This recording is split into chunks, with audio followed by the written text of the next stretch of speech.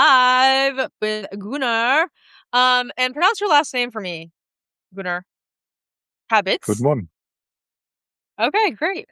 Okay, so Gunnar is an amazing author. Well, let's just say yes. Like I haven't personally read any of his books, but he and I have met over the Substack grapevine. Todd's here. Um, Hi Todd. Gunnar was explaining to me how he started write. I mean, when did you start writing your books, Gunnar? Like in the 90s, 80s, or something like that? And you, The, oh, the the first book was 99, very early on. 99. Okay. The 90s. Okay. But still, because overall you've been very successful with your books and you've recently published and launched your latest book on your birthday, which is exciting. Yeah, so Gunnar, introduce yourself and who are you and what time is it where you are and all that good stuff. Yeah, good morning, Renee. Morning, it's 6 a.m. in Sydney. It's still dark. So the famous Sydney Harbour Bridge is not even illuminated. So I can see it from here. Greetings from down under. Um, and yes, I wrote and published my first book in 99, which was a travel guide book that I'm not even proud about, but sometimes the first thing you need to do before books number 2 to 33 are coming about. Mhm. And the latest one that I published was my book number 33. And I've done that for my birthday for a very weird reverse approach because the year before I recognized my birthday was on a Sunday. You cannot launch on a Sunday. Nobody would come. But then I recognized that this year it would be on Monday, May the 4th. People call it also Star Wars Day. Monday, not much going on. So you can invite for a launch event. So then I published 363 days in advance. Something like, hey, next year, my birthday, I will run a book event. Anyone coming? 12 people said they come. 13th person said, please reserve the room. And then I realized in January this year, oh, it's coming in 4 months. I need to have a book for that. So the launch ad was long before the book. Spoken like a true book marketer, the person who's thinking about like the marketing way before the book starts. That's hilarious. Oh my gosh. Okay, great. So tell us about what your latest book was about. Yeah. Yeah, let me quickly show it. It's the most personal book you can imagine, even has me on the cover. It's called Reinvent Down Under. Because I also recognize one thing. In that week of that birthday, early May, it was 10 years from coming to Sydney. Not in the sense of working, that was a bit later, half year later, but in the same year. But it was the time when I decided deliberately, let's do a kind of a change, a life changing career. Let's move to another place. I had the time after 16 years working for one company in Switzerland, my home. And then I thought exploring the other side of the world was good. I've been in Sydney at that time, a couple of months prior to that, on a visit by cruise ship. And when you arrive by cruise ship to cities like Auckland, or Sydney or New York, then you realize that this welcome of a city by ship is something that is special. So then I thought I go to Sydney and I run a 2 month leadership training and also networking. And therefore figuring out, is it the place I would like to move together with my wife? And therefore that was important to me. So I call the book Reinvent Down Under and then 7 Steps to a New Life because kind of the actions that I've taken across 7 steps that are covered there. And that's all about how to kind of recognize change, prepare beyond logistic, because a lot of stuff for a big change is inside of yourself. Building network before you feel ready, that's critical. And then we set the expectation because life is different wherever you go. And then also turn this uncertainty into lasting momentum. Do action before you know everything. So that's the main thing out of the book. And I take it based on the kind of analogy on bridges, and I can see the Sydney Harbour Bridge from here when it's light again. So that was the story of the book. It was really nice to write this as my book number 33, which is also a nice magic number. Um, Here we go. Awesome. Yeah. Okay, so for those who are watching now or later, so Gunnar had described how so this is book number 33 for Gunnar. And um he has described how you've worked with publishers, you've self-published, you've done it all. And you've been very you were saying like maybe your first book, you weren't very proud of it, but that led to the second book, third book, fourth book. And overall, I mean, you published your first book in 99, but you've made over $250,000 from the book royalties in general, just from being out there and your book selling, which is really exciting. How would you, yeah, like how would you describe like what you've learned about selling books? I mean, did you personally go out and like try to get the books to sell? Did they sell on their own? Like, what did you learn when it came to helping your books be successful? So let me explain quickly one thing. So the 250 plus K, whatever it was, that is not per year. That would be nice. I haven't seen that in book marketing. Otherwise, some people are like that. So it's accumulated about 25 years. And it Mm, is only everything related to the writing side of it. It's not consulting coming from there. So that would mhm, be maybe add something more. But the books that I wrote would be 20 of them are colorful travel books like this one. That's in German, about Czech Republic, about Prague. These books have one thing which is very special. They are written on format. So people buy this because they like the series. So it's mhm, ending up on all of the same lines. So the key is to work with the editors of those publishers mhm. that they have less work from Yeah, being near as an author instead of so much work afterwards. So I yeah, stayed connected many, many years after even I worked with some editors because you never know for the next project. And yeah. Mhm, I got into it as a tour guide that I've been doing universities. I've been traveling, bringing people from Hamburg to London to Amsterdam to Rome to Venice. That was nice, Carnival. Um, and to Prague mainly, and therefore I started my life in that sense over there. Later, even I worked also in Prague, and my expertise that I have was actually quite helpful. Working with publishers this way, these book projects they take quite a while. So writing a book yeah, like this was a bit more than a year. It starts yeah, with they have a series, and people buy it because of the series, not because of the author. Then my yeah. key was if I want to comply to the series, I need to know that I need to be a traveler in the same way. Mhm. Particularly for the one that I showed, which is about walking on foot, I spent maybe 2 hours in a cafe with a very big map. Remember, they were printed in the days, Yeah, 1 or back in the day. 2 meters. Yeah. It's not 10 years ago. And then I created 30 routes. How can you explore a city like this, That's cool. either by the suburbs or by themes like or literally or by music, by art, whatever. On the way of cafes, all of that. Um, and this creation process, that is the part that I really love on it. And then the key is to write them so that you're finished before the deadline, which rarely works. For this one, it did. I've been ready a month beforehand. Very weird. But normally there's a little bit of space afterwards, and then it takes maybe up to 6 months until you get it in your hands, because the Mhm, process takes long, and they have Asian printing companies who need to put it on the boat because to make it cheap and reasonable, and then it ends in a bookstore. If I would wait until it's in a bookstore to then say, I can write another one, and then go again to publishers and request something new, that mhm. would take ages. So therefore, the best moment for me to do acquisition for the next book would be fully while producing. And that is something which is a bit weird to learn that. So normally when your mindset is on production, you're Mhm. not in the mindset of pre-selling the next one, but that was the thing that I had to learn and that worked pretty well. Yeah, I like how you said that you learned that. Okay, so you said you had to learn how to pre-sell the book. Um, what tell us more. Like, what did you learn? Like, and you were selling these books for the publisher as the author or as part of the Yes, author?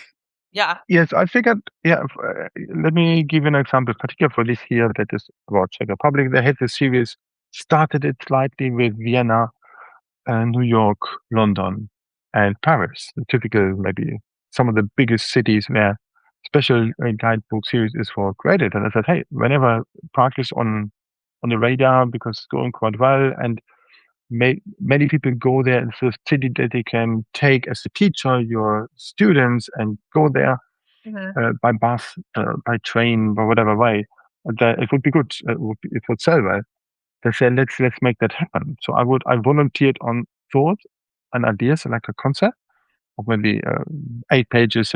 That's how I do it whenever it comes on the radar, because I know that within these publishers, they would have editorial rounds of saying, okay, first phase of books would be maybe just those four to test. Oh, Mhm, they're mhm, selling. Cool. Let's do a mhm. second Right. series of the next 10, and then another 10, and then where Yeah. are authors?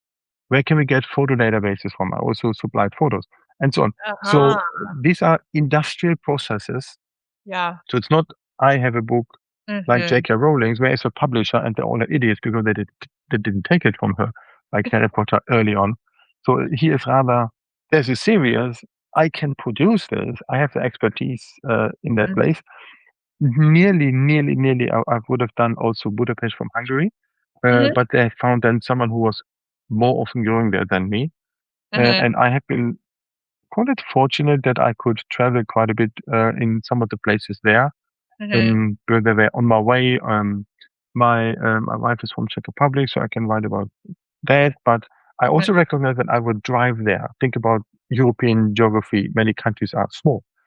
Me from Switzerland, there's Germany, there's Austria, there's Italy, there's France. So then you have a chance to really be in there, and there's one region in between with the lake. So then I would always drive there. Okay, then I said, publishers, I actually am now well kind of updated on that like concept in the middle. You don't have a book. I think you should have one because here's all of the competition. And then they realized, oh, that would be good. And as soon as I've published one, I went to my other publisher and said, just I'm well researched. I can produce it pretty fast. And then they said, oh, yeah, it could fit just in between. Let's do it. So this type of thinking about what is the next possible step that a publisher would need. The only thing, as this is an industrial thing, it's not about the author too much. So I try to be compliant as well as possible, that the editors like to work with me and they are my internal advocate. That was a big learning from that.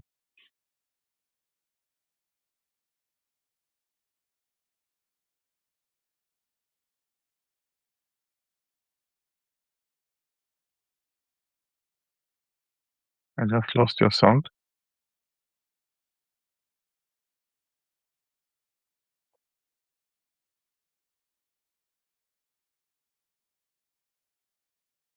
Hello? You're not there. Can you hear me? Oh, that's good, at least. That's weird. But for me, it should normally work. I didn't change anything.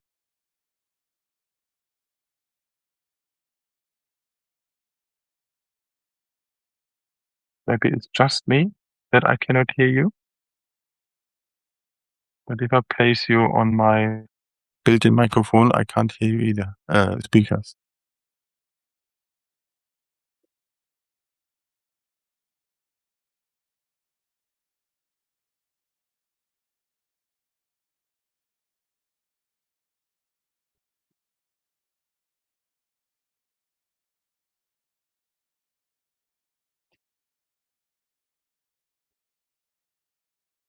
Ah, okay.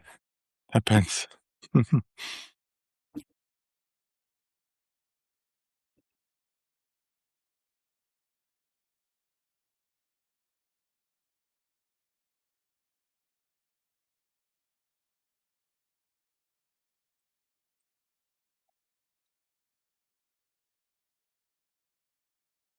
Not yet. Not yet.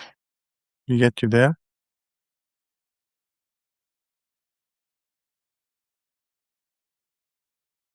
So in the meantime, the good thing is why I like to be a writer instead of an actor. The written word you can read in your own speed without the need of audio. But for a live session like this, of course, it's nice to hear your voice. It reminds me when somebody wants to send me something over the phone, instead of sending me an email, I would say, hey, I would like to compare what you said 7 seconds ago against what you said 32 seconds ago. It's very hard of the spoken word. Once it's out, it's out. But therefore, I'm a writer. Because then you can turn back the pages and realize, that's what he wrote over there. That's how the whole story flows. That makes sense. So while you fix your audio, let me explain a little bit more about that. There's one thing what I was missing. When these books are out, as they're not too personal in that sense, I couldn't do too much of advertising in a big way because it's a publisher to do that. Um, so then I thought one day I need to write something that is related to a launch event. And then I came on the idea, together with another author, we published 2 hotel guidebooks, a bit larger, nice one, hardcover, maybe would be $25-30. Very nice books, 50 historical hotels in a region in Switzerland, where is St. Moritz, all of the Alps, where people are going. Actually, also where Tina Turner used to go on skiing when she was alive. And we have done a launch event together with Swiss Tourism. That was nice. My first ever book launch. So then they got a lot of journalists in there, a lot of people who are following Swiss tourism or tourism Swiss, or whatever they would call it in English. And the other author and myself, we had then a kind of a presentation about it with nice pictures. It came in the newspapers. That was the first idea of launch. Thought, it has something. So that in the meantime, for my latest book, I've done the reverse approach to say the launch experience comes first. It was the 4th time to do a launch with big audience, and I had 50 plus people in there. And for a birthday, turning 50 plus is actually not a bad thing. Really like that. Not sure if you are back on audio, but I can really see your contribution, but not really hear yet. So it might be there's something on the microphone not going well yet, but not sure what it could be.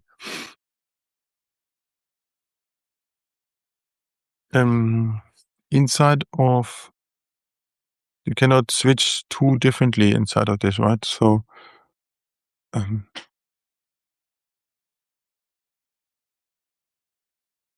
in my main professional life, I work in IT, and I used to work on software that would go remotely on someone else's computer to hook and find out what the error would be. But I can't do it when I'm on a, on a Substack Live. That does not really fly. Renee, you know what we can do while you are further testing in sound settings, whatever it requires? Because I think from my side it would work, and you can hear me. So you can also type question while you're working on that. So there's one thing what I wanted to tell as well. For those who are not necessarily travel book writers, because it's kind of a special thing about it.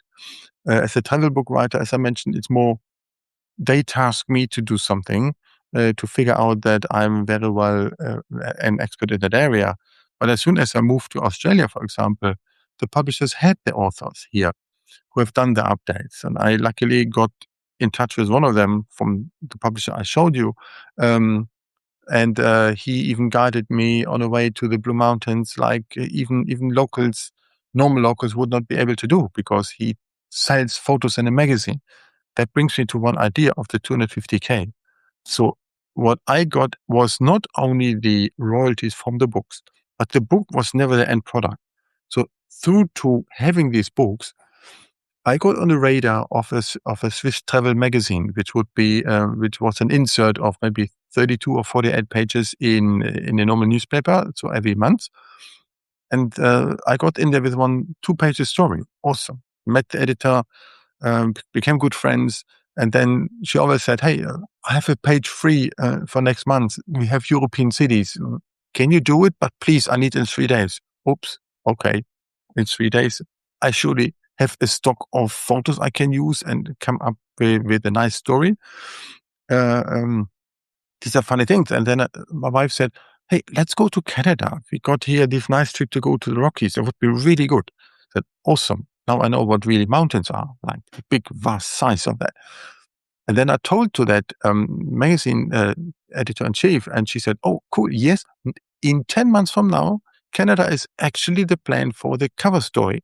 Can you please buy a new SLR so that the photos are really good?" And she got me 6 pages on it. It paid the trip for 2 people. So without the book, which of course had its few thousands coming there, I would not land a $5,000 writing contract on a magazine high glossy article. And that is the one that is really, really getting on. So, but then to your question, you ask, when did you decide to switch from traditional publishing to publishing your own books as a self-publisher? Good thing. There are two flavors for this. So the second one would be when I moved here 10 years ago and realized we all can travel without the need of a travel book. I went last year to Singapore. I didn't bother on anything. I've been there before, often before the pandemic, but I thought I come back, I just land. I have my phone. I think I know how to walk and everything should work. No need to figure out, oh, that's the airport or whatever. It just works. So you don't need these books anymore. You have everything at your fingertips with TripAdvisor or any other app. You even have Ask AI for, hey, what's the best place where to go? No need for this. So I recognized 10 years ago, I need to do something else. But the real killer came for me in that sense when I produced this. That is my first self-published book, Hollywood in Prague. My wife and I have been doing guided tours in Czech Republic, and we thought there were so many movies like Mission Impossible. Now there's more of them, but the first one was directed in Prague in 95. It's short.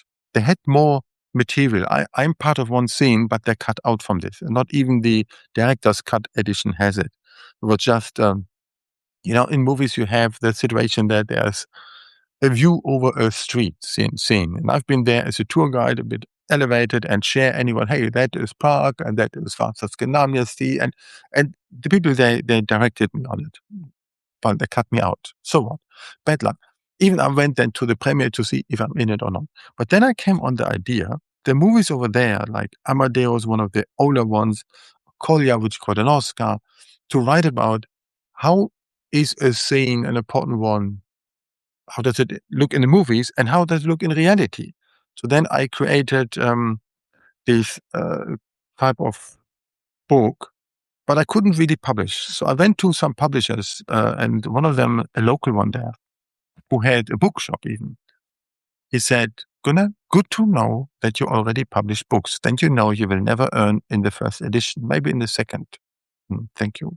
And you need to look after the images. We don't do it. And there's nothing more expensive for books than movie images. Because typically you can take anything like that from a movie if you write it in a newspaper announcing the movie to come. The distributors love that because they get promotion. But in a book, they perceive this as a commercial thing. So I would need to license. And every movie has a different publisher or distributor. And I recognize it would cost a fortune. So I said, okay, I publish by myself. I used to work at Hewlett-Packard, HP, printing. So I bought a special laser paper, better one.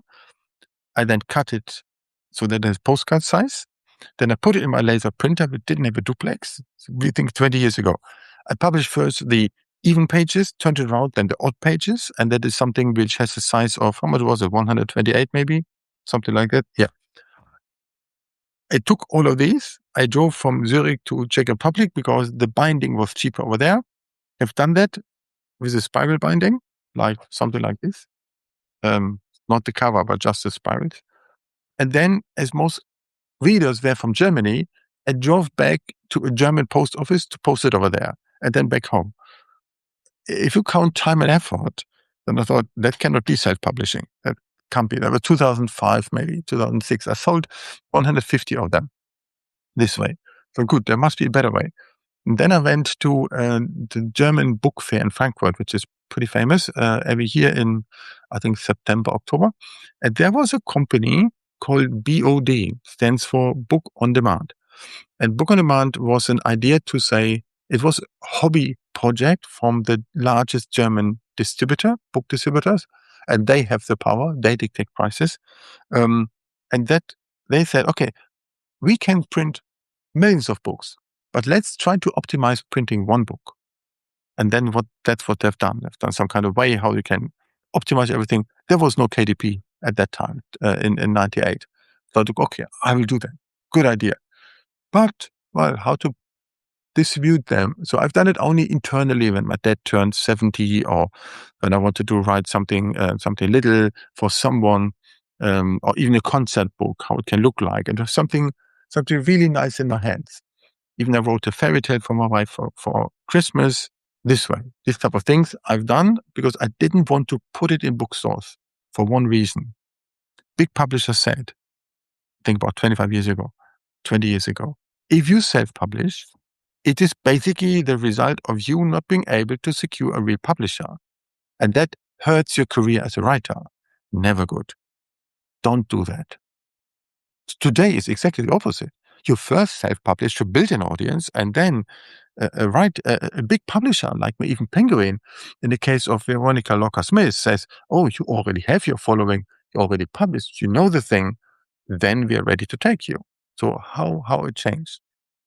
But for me, it was a stepping stone. And parts of the book, I have it on part of the content. I place it here. I place it in newspapers. I wrote for a local newspaper for 13 years. For some movies like G.I. Joe, also a while ago, I've been the paparazzi person, the photographer, climbing a tree to really get the best scene on it. It was really fun to do that. But so I used the capability of movies in there in a completely different way. But the book itself, Hollywood in Prague, never saw its light, like fully published. But so, and then how to get properly into it? Because when the time was different, KDP was there. I thought, good, I wrote that fairy tale for my wife for Christmas one day. So I need to do something with that as well. So I need to make that. And if you don't mind, let me just grab that because it's nice to show the differences, what it can do. 1 second. I will find it. It's here. One of those. Yeah. Found it. And then the versions. It's nice to show. Oops, I came at the wrong button. So as I mentioned, I wanted to give something for my wife, handmade. And in German, we would say I have rather two left hands. So in the sense of maybe not the most practical to produce something with the hands. But then I wrote a book. Was ready on Christmas Day. So then she read it and she liked it. It was good. So then I produced it with this BOD. It looks like this. It's placed with rats. We had them as animals. It's called the Elixir of the Doubled Life. It's produced properly, professionally with this BOD that I mentioned, but just text. Was my first way of making that happen. So I could have put it into the bookstores, but that was 2010. I got it edited professionally twice because of the people wanted to do back a favor to me. But then I thought there is a time to do it properly. So then I went to put it into bookstores with a cover that I got from a cover designer from something called Airtasker. You might know Fiverr, but in Australia we have Airtasker. It was during COVID. I never met the designer, a lady from Argentina. The world is large. What I didn't know, she's living 8 kilometers from here. The world is small. But she's not that much on social media. But then finally, I got that out. Okay. Didn't sell so well. I've done it in German. That's the German one. There is an English one. I got it translated with an editor from here. And I've done it in Swedish. Why not? I have a Swedish name. And in Swedish class, back in the days, we gave this to our teacher as a gift. To show that we learned something. She corrected everything and said, Gunnar, here's the book. I said, okay, cool. One day in Swedish. So now, look what I've done with that. So, wrong one. This one. Same book. That is a cover on the inspiration from the same thing, but it's created by ChatGPT. Can you see? It is kind of similar thing, right? And the original one had photos inside, but normally you never have photos in a children's book. You would have illustrations. So then I said, ChatGPT, please do something with it. And that was maybe a half year ago before the image engine has been improved. But the rest is all my story. So that went pretty well. Let me write another one. And then that is an AI assisted way. This animal is a little kangaroo called Quokka, known as the happiest animal on the world. And that is a lovely story called The Smile that sailed away. It might turn around like kind of mirrored, I think so. I'm not sure. But it's a very, very funny book to write. Yeah, there will be more of those. And it's really nice how you can task ChatGPT on something that is a typical fairy here in Sydney. That's a little animal over there in the zoo. you need to live in Sydney to know that this piece of land where it's located doesn't actually exist, but the rest is exactly right. And that is somewhere, the other side of the house.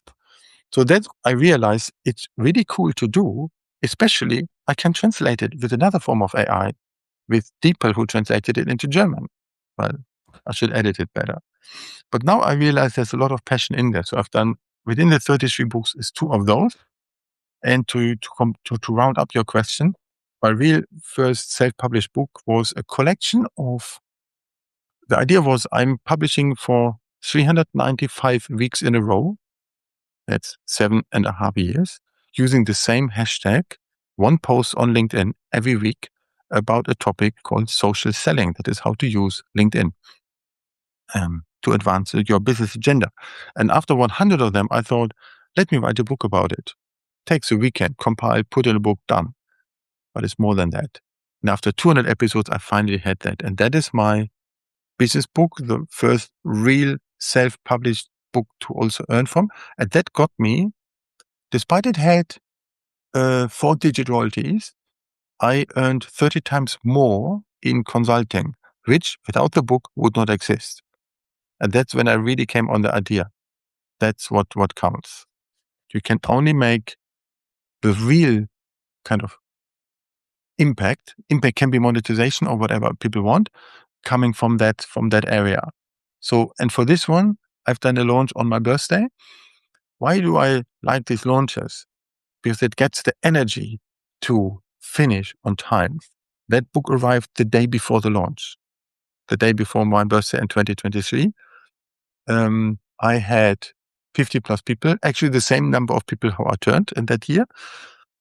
And 2 weeks later, I lost my job. A layoff after 9 months can happen. Before I just had that after 2.5 years. So 2 layoffs in a short period of time. But then one of the participants said, "Oh, Gunnar, let's meet for coffee." Okay, I met him. He said, "Gunnar, what you shared in the book, can you help me and my company to do this? Here's $2,000. Yes. And that's in the time when I needed, the book actually worked. That was amazing. So that was a very surprising fact on that one. So then, as I spent then 9 months in job search, I created a version of the book called Social Selling for Job Seekers. Same thing, no launch, no need to, but at least that's how it became kind of a machinery, so that I'm pretty good at producing books fast. Yeah, if I like them. I see even names here in the audience who I know, so that's nice to see. Hi, Sal, you're now in Europe. Otherwise, I met Sal is the first person who I ever met out of Substack, who I know only through Substack. Met her in Sydney in one of the famous cafes called Gertrude and Alice, which is a bookshop which serves coffee inside. And then we met a couple of times over here. That's quite nice. I like that.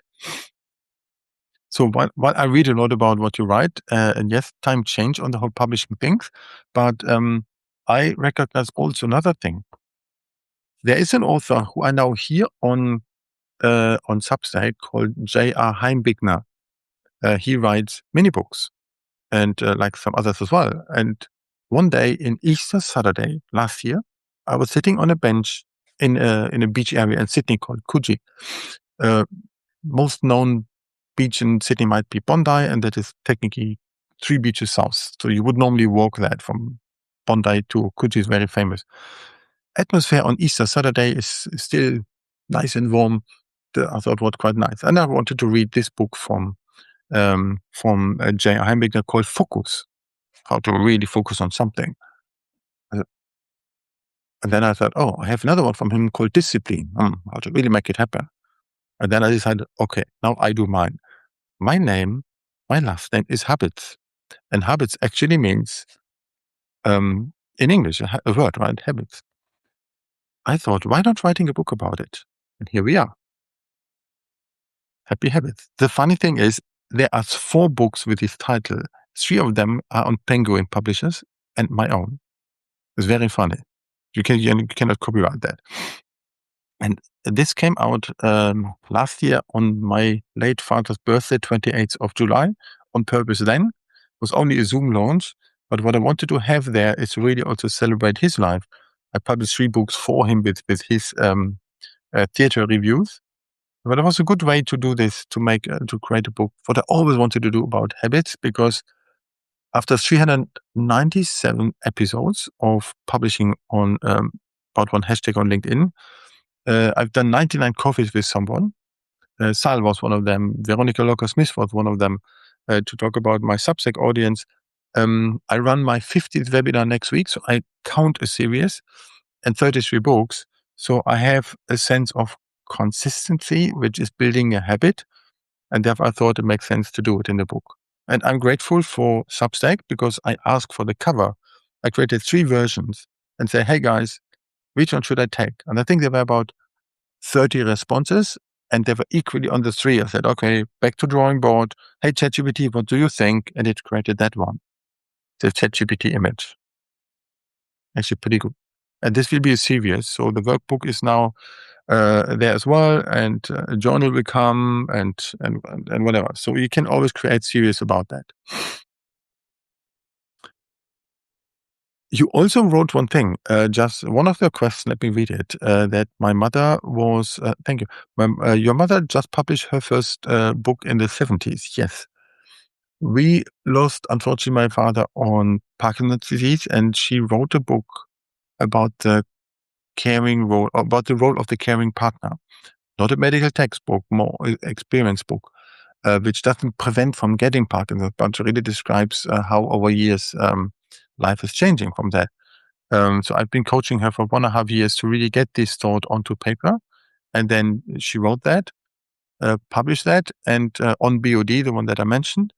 And then I helped her also create an English version. And that even English version came out on World Parkinson's Day last year. And that even got a #1 bestseller.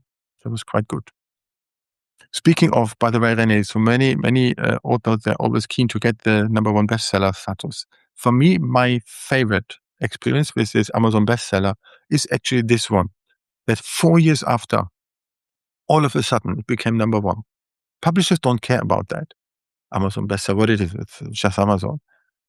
But it happens because maybe one teacher said, hey guys, next month we go to Prague by bike or whatever we do, or by train. Please, you all grab this book because that will be the reason what we take. There are the walks that will go, that you can have that.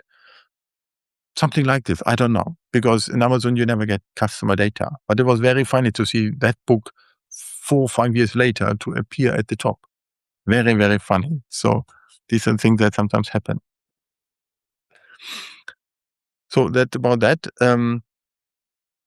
Otherwise, what the direction would be when it comes to book launches, the reason why I take it, and I came to my own method, and that goes like this. Do you remember, Renee, or the audience, a movie called Zorro? And Zorro, like movie, let me write a movie. A movie called Zorro. It typically is on the movies written something like this with a Z, or you call it Z, like this, because you're doing this type of thing. Think about a Z that looks like this. Typically, the bottom line is longer than the top line. Think the bottom line of writing a book. It takes a while. You start writing, then one day you say, oh, you will not make it. And one day maybe, yeah, okay, the book is there. Oh, nobody buying. I need to do marketing. Wrong approach. I add the layer, the top part of the Z, which is shorter. 80% of that, that's a book launch. I see myself there. I put manifestation there and say, okay, that's the experience I would like to have. Good. Put it in my head. Done that. It can be a virtual one, like on here. And then I continue the first part of the Z with the impact the book should have. Doesn't need to make money, can be something else. I'm just helping a priest of a book of Christian poems for those which are not too much on religion, but on the values. Very special way. And his view is not to get more people to church, but rather to transform people's lives. Wonderful. The impact for him is not monetization, but of course, spreading the word. So that's fine. So once this is done, you really know what the book should do, what the task of the book is. Then what you need for this is the real concept. So then take from the Z this level down. And that's where you think about the whole concept. And you end up at the bottom left with a table of content that really tells what this book does, how it will be. And then you have everything in your hand that you just need to produce this. And then you do the whole journey, including launch, including impact, including everything. But this first part beforehand on that Z, that makes it. And I call it Write Your Book Backwards. I wrote first about that maybe in end of 24, spoke in a library about that, and realized, oh, that actually is a good title. So Write Backwards is my methodology. And fun of this one is I'm just writing the book called Write Your Book Backwards. That tells about how that all worked. Yeah, so that's my way of writing the books. And therefore it's now 33 of them with, I defined the next 4 covers already. Because for me, in the top part is also the cover. The cover comes there on the wall that I know that's where I'm heading towards. It doesn't have to be the final one, but at least it's quite good. Yes. So then, you just compiled it nicely. Missing your voice, of course, but I hear it in your lines. That is how I spend most of my time in marketing, reverse engineering rather than writing marketing after. Yeah, because kind of it is sad. So because I know there's one thing, even publishers when they do something big, um, like in Penguin or whatever that is, they have also the time of production when the whole industrial print of hundreds of thousands of books comes out there. But that's the time when they execute the marketing efforts. So as an example, in end of last year, maybe in October, there was a book from Dan Brown, as one of these Da Vinci Code type of books that plays in Prague. So when that came out, of course, it had been translated on time. So it's a whole machinery that sometimes takes maybe 9 months after he finished the work that until the book comes out because of all of the work that is required to make that happen and all press releases and whatever needs to be there. So therefore, I learned that a little bit. Speaking of, remember Da Vinci Code that came out nearly 20 years ago. And I went on a press release to Paris for that one travel magazine. For whatever other reason, it was nearly cancelled, the trip, and I've been the only one who could go because that magazine I've been writing for, they also place advertising with that type of publishing vehicle, whatever it was. So then they had to do the trip only for me. So I went from Switzerland to Paris, which by train is quite easy. I had a weekend full of exploring Paris and writing Da Vinci Code in the view of that. I really love this part of it. So what comes out of this to on the footstep on a nice book like Da Vinci Code. I saw the Mona Lisa, how tiny she was, very, very early on in the Louvre and a special entry. You can do a lot around books and explore where parts have been directed. When you think about the Louvre in Paris, you have this pyramid, and you see that later in the Da Vinci Code movie at the bottom when really go on that stages and put it on with many other movies that have been directed in Paris. And these things normally publishers put before the book is out or when the book is out and line this all up. So they also think backwards in the sense of we have this fantastic book from, let's say, a big author. So there is a machinery of publicity that they are doing as part of their topics. But these are the guys like Da Vinci Code. Dan Brown, when he published Da Vinci Code, it was a thought because he published 3 books beforehand, and he thought they didn't sell. What's the best out of this to grab something from it? And then he created this concept of the professor, which later played by Tom Hanks, and said, okay, I will now write a short kind of expose of what that Da Vinci Code book will be about. That was, I think, just 200 pages. Just 200 pages. He sent that to the publisher and they said, there's potential in it. It is edgy.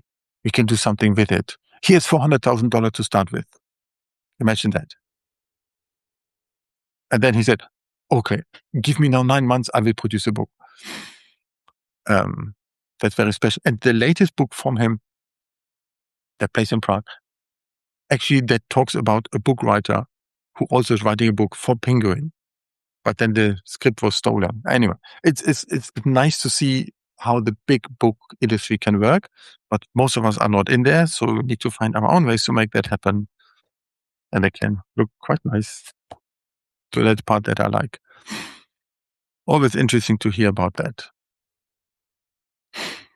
So, any question from the audience in the meantime? It looks like you still lost your voice, so which is quite unusual. And also, you say we are borrowing and we are learning from them, and yet also keeping all rights and royalties. That's the other topic. That's one thing what I learned. When I write a book for a travel publisher like this type of books, it's an industrial production. They say it's 5,000 euro. You will get 2,500 when you sign the contract to start. That makes sense, so that I can associate time against the first 2,500 euro. And the second half I get when I send it in and they accept the script. So it can take maybe 2 weeks after I send it in that they say, okay, yeah, that's fine, that's good enough. We can work with that. And when it comes out 4 or 5 months later, then, oh, it's already out. Oh, it's in a bookstore. That's nice. But financially, I'm already done on something else. That's completely different to self-publishing. When we put it on, we get it there and sometimes even, can you trust that you get books for a launch? That's difficult, right? So for this one, that came out on 4th of May as the other one, and I couldn't trust Amazon well enough to print and deliver on time. I needed to have 50 books.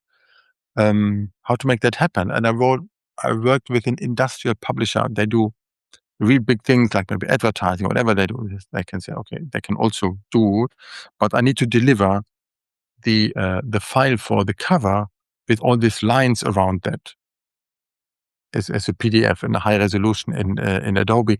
Otherwise, they cannot use it. So it was really the hardcore graphic design type of thing. And they said, you need to deliver on the 25th of April before 9:30 a.m. That means 9:31 is too late because of print run, industrial print run for 50. And Gunnar, it's 50, it's not 60, it's 50, maybe 100, but there won't be a second 50. Okay. Made it happen. And then it arrived just the day beforehand. And imagine one thing. I got the box. I take the first book out of it. And I figured out, typically there are people like my wife and I like to start reading from the back. And I realized, oops, why is it page 152? It has 160 pages.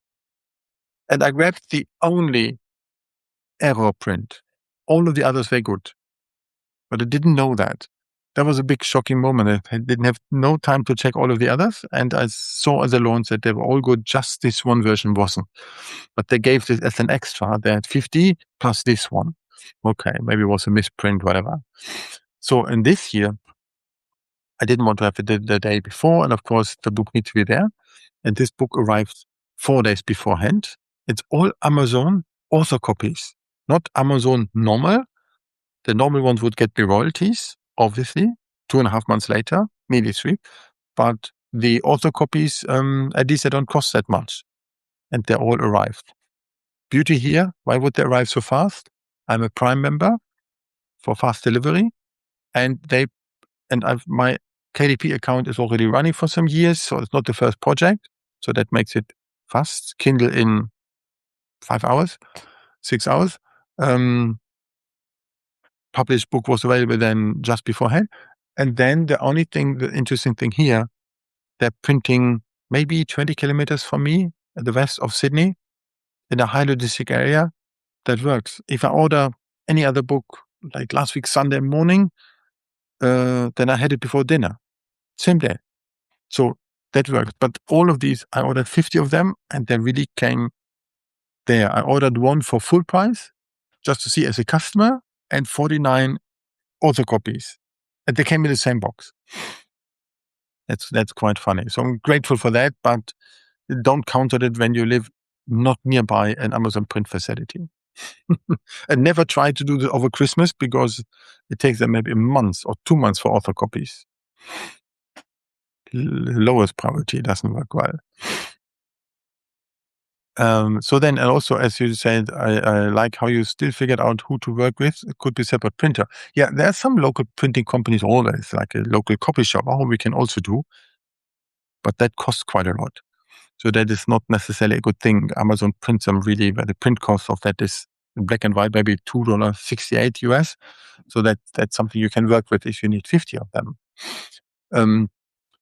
On printing, interesting thought. And actually, I learned something, a big kind of a warning. I thought first I put it on Amazon and I ticked extended distribution to get Barnes and Noble and so on. Okay, normally I don't have to. But then I thought, maybe I really would like to have it on wide distribution and bookstores also here. So I put it this time on Draft to Digital. I've done the other one on Ingram Spark. Not the biggest fan of that, but Draft to Digital kind of works. And now Sal also published on them. Give it a try. Perfect for the ebook, but for the paperback, they said we cannot do it because the publisher of record is already given. Because once you tick extended distribution with Amazon, Draft to Digital cannot use ISBN anymore. If it's KDP only, it was my own ISBN, not the one that Amazon gave me. So if I do only on KDP, my own ISBN that I legally bought, without extended distribution, I can give it to Ingram also and to Draft to Digital also. But as soon as Amazon takes it for extended distribution, it is set as the publisher on record. And that is not good. So I took it off extended distribution and still they said, no good. Okay, now I have a second ISBN for that one. Only the Draft to Digital can publish that. That was a learning. So next time I don't do extended distribution, because that doesn't really help too much. And when I do it, then Draft to Digital would work as well. And from there also got into audiobooks, but that also takes always a bit of time. Yeah, that's the next thing, audiobooks, right? Yeah. So many more people joining. Hi. That's many names I don't know yet, so that is good. Very fine. So for those who don't know, my name is Gunnar, Swedish name. I'm Swiss and Australian, and I'm based in Sydney. And it's only me talking because the unusual happened that Renee lost her voice, but it's more her computer who decided not to have that. But she didn't lose her humor, and that is awesome. So that is good. And we play this based on chat. And I try to answer all of those ones. So that is pretty good. Yeah, and you mentioned audiobooks are fun. So I thought, how can I create an audiobook without having a recording studio at hand and at home? This sound is not too good. The Australian birds are always there. So then I went into a small room in a boardroom in a hotel with curtains over Christmas, for sure empty, nothing there, and I recorded this book without any knowledge of doing audiobook recordings. I created this in very few files only, but I had 2 hours of my voice. And then I thought, what can I do with that? I wanted to have an audiobook for my fairy tales. So I went to 11 Labs. I uploaded my 2 hours of real voice to create a professional digital voice from that. And I applied it to both of these fairy tales. And they're now on Spotify. So that part works. But an AI voice, even friends didn't recognize it wasn't me. They thought, oh, when have you recorded them? You didn't tell about them. Just the last 5 minutes. Took maybe 30 minutes with 11 Labs to create an audiobook, which can last 1.5 hours because it produces it pretty fast. And then learning about the covers. Audiobook covers are square, with the exception of 11 reader. They are normal, let's say, a rectangular 3x2, something like this, but normally it's square. And from 11 Labs, you can put them into Spotify, other sources, but not Audible, because Audible insists on real speaking and not necessarily kind of AI voices. So how can I make that happen? And one of the also authors who attended my book launch, and they said that there is a suburb library here in Sydney, pretty new. They have a podcast recording studio. And for me as taxpayer, I like when libraries get uplifted and that draws people in there and the community is going there. So I booked that just before the book launch for 3 hours, and I spoke my whole new book, Reinvent Down Under, every little thing about it. In every little chapter was 24 of them as its own track. Done that. But then later I learned how can I put it on a place like Audible. So I can't do it directly because I'm not living in Ireland, not in the UK, not in Canada, and not in the US. Typically for these native English speaking countries, Australia would be number 5, but Audible doesn't have it yet. So I need to go through a third party, which is, I used to be called Findaway Voices. It's now called In Audio Voices. So I've taken it there. The tricky thing, because it goes also to other places, not only Audible. The tricky thing, 44.1 kilohertz, and 192, whatever, beats per minute. I don't know, whatever parameters are there. And what I got from the library, from their Rhodes studio, from the fantastic $2,000 gear, I didn't convert it in the way how it needed it. Okay, I can download Audacity as a fantastic tool to learn sound, but I'm not a sound engineer. And playing around with that for 2 months cost me maybe $60 in subscription that I don't need. So then I found myself a sound engineer on Fiverr who has done the whole thing for 40, like this very, very efficient way. And I got all the files. I could upload it. And then they said, you also need to have the opening credits. This is the book, Reinvent Down Under, 7 Steps to a New Life, author Gunnar Habitz, narrator Gunnar Habitz. And they wouldn't publish a book without the closing lines. This was, you just listen to Reinvent Down Under, copyright 2026 by author Gunnar Habitz, narrated by Gunnar Habitz, all these credit type of things. I had to do this as well. So I went back for 1 hour into that recording studio to add all the little things, even recorded a piece of silence that they know this, technically speaking. And I published this in a long format article on Substack a good week ago. So that's really worth reading because I went through all of the steps what you need to do in order to make that happen. And once this is submitted, it takes a while until it's published. It's not that fast. So, but in invoices, they will then, in audio voices, they will then show all of the links for the different type of publishers or distributors, whatever you call it, that will be available for the audiobooks. Yeah, that's that part. So once this is now fully there, I will re-record this one as well because I like this. Imagine one thing. I got it from the printer, from Amazon. I got 50 of them. On a Saturday before the launch, I went and read the book. I read the whole book. It was a good training for the launch to finally read my book again. And I recognize there are 3 or 4 typos, but they're small. When I've done this one, there were more. So, but when you speak it, you cannot take a note of what's wrong. You need to do it again. But it's not bad to be well in the book to know what's written there.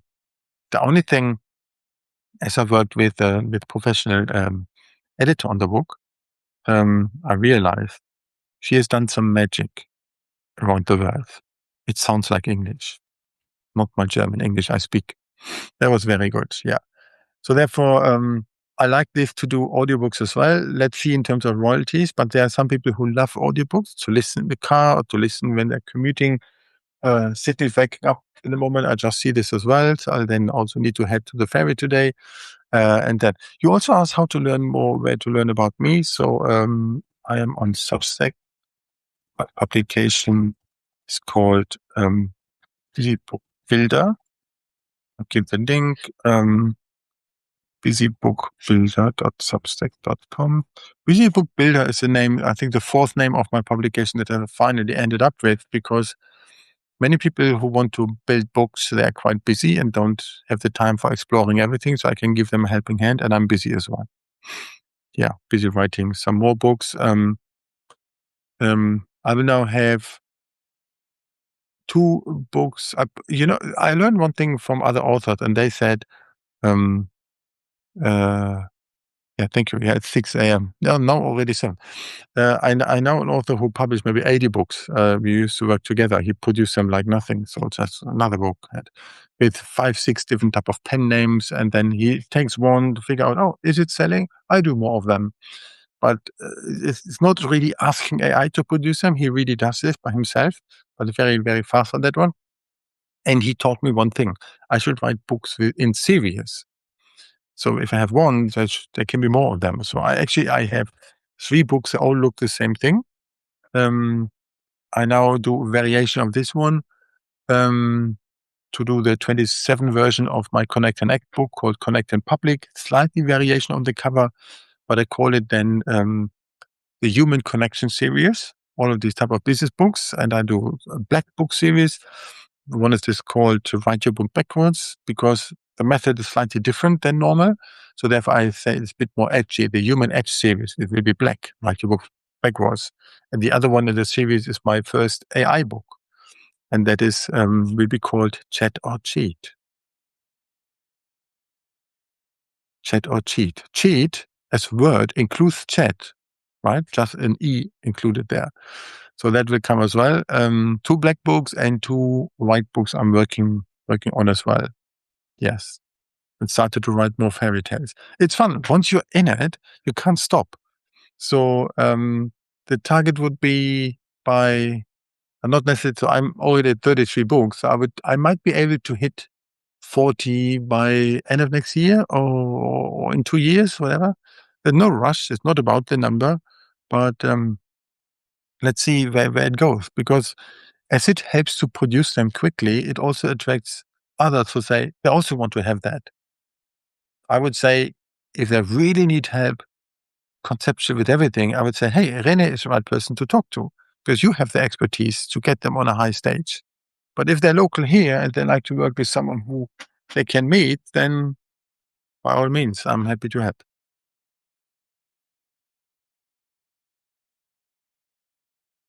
So, yes, exactly. Sydney, Australia, quite far away already next day. So we're already on Thursday morning, while others maybe in the audience are still preparing lunch on Wednesday. That's quite funny sometimes. Yes. So there was a pleasure in talking to you. The tricky thing is if I don't hear any response, nobody can tell me I should stop talking on that one. Sorry for that. But it was quite fun for sure. If there's any further question or from anyone in the audience, I still see plenty of them there. Please let me know. Um, and otherwise, yeah, let's connect on Substack. That's what we are here. Any closing question, Renee, or any closing line from your side? You are a fast typer, not a surprise as an author, so that's good.